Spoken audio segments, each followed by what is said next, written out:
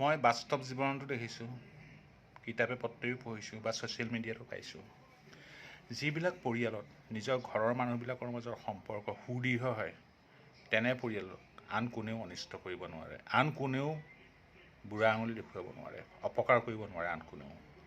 নিজৰ পৰিয়ালৰ মানে নিজৰ ককাই ভাইকেইটাৰ মাজত যদি সম্পৰ্ক ঠিকেই থাকে, ককাই ভাই, বাই ভনী, পিতৃ মাতৃ বা নিজৰ পত্নীসকলৰ মাজত যদি সম্পৰ্ক ঠিকে থাকে, আন কোনেও একো সলাব নোৱাৰে তেনেকুৱা পৰিয়ালত। এতিয়া আমাৰ ঘৰত তেনেকুৱা, আমাৰ ঘৰৰ নিচিনা এবাউট 99% ফেমিলিয়ে অসমত মোৰ মতে আছে। এতিয়া আমাৰ ঘৰৰ 4টা ককাই ভাই আজিলৈকে কোনেও কাৰো লগত কাজিয়া কৰা নাই। 1 মিনিট বোলে সিটোৱে সিটোক নমতাকৈ আছোঁ, কিবা এটা বেয়া পায়, এনেকুৱা হোৱা নাই। বা 4টা ককাই ভাই 4জনী ৱাইফ আছে, মই মোৰ ৱাইফৰ লগত আজিলৈকে 1 মিনিটো নমতা নমতিকৈ থকা নাই। তেনেদৰে আমাৰ বাকী দাদা বা ভাইটিহঁতৰ ৱাইফৰ লগত কাৰো আজিলৈকে মতানৈক্য হোৱা নাই।